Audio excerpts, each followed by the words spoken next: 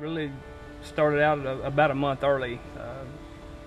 They knew she had a condition called placenta previa, which basically the placenta is below the baby instead of on top of the baby. And they knew that from the very beginning. They knew they didn't want her doing any type of bleeding of any type. And about 8 months along, she started spotting one day. So we were on our way to school, got about halfway there, and we were going over an overpass, and there was black ice on the road. I was projected from the back seat through the front windshield and flew 40 feet down the road. And the last thing I remember was seeing the pavement come up toward my window, and I remember saying we're going to roll, but that was the last thing I remember. I had never been scared before when I went in to have a baby. When I went in this time, I just told him, I said, something's just not right. I just don't feel right. The doctor started in there, and when he got down to that part, he realized that those blood vessels, instead of just being attached to the uterus like they're supposed to be, they were actually embedded into everything. They grew into her insides, and so he immediately stopped. He called for another surgeon, waited on him to show up, ordered up a bunch of extra blood. Of course, they had to cut through everything to get the baby out, and basically there was no way to shut the blood flow off. Everything was just a running faucet. They had about 5 or 6 different nurses standing around her holding pressure on her insides, and ended up, I think, being 56 total units of total, blood product.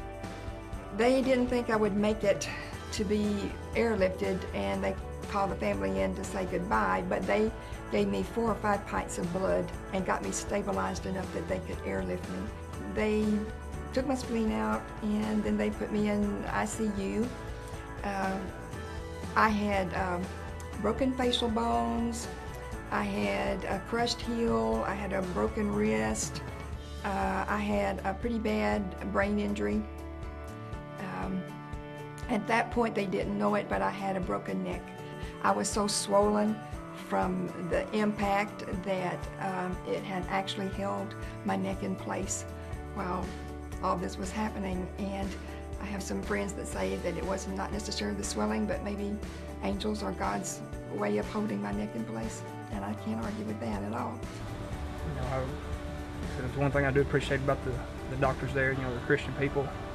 And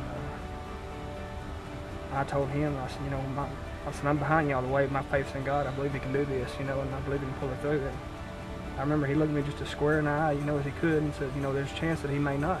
I said, yes, sir, I understand that. I said, but I've really got a peaceful feeling about it, and I believe everything's going to be okay. After that, I reached a point where I was able to just say, God, here it is, and I said, she's in your hands, and whatever you decide to do is best. And they went ahead and did the last surgery, and he told me before they went back, he said, we know we've got to do the surgery, or we know we're going to lose her. He said, we're just hoping and praying God's going to show us something when we get in there.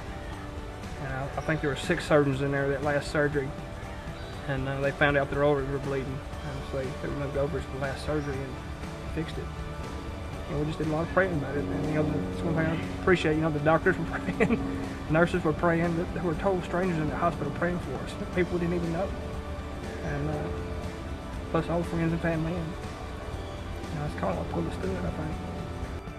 Here I am today. I'm living proof. There were people that prayed for me all over the world, not just in the United States. I have several scrapbooks at home of the emails that we would get back, and the good wishes and the well wishes and all that people sent me, and all the prayers that went up. I truly feel like is one of the things that saved me.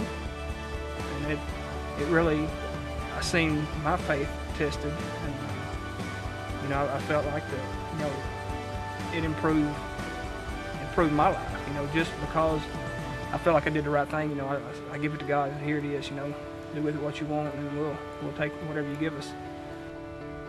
It could have been worse. I could have not made it, and God left me here for a reason. So. Who would have ever known this could be this easy? Oh, I was a long, long way off.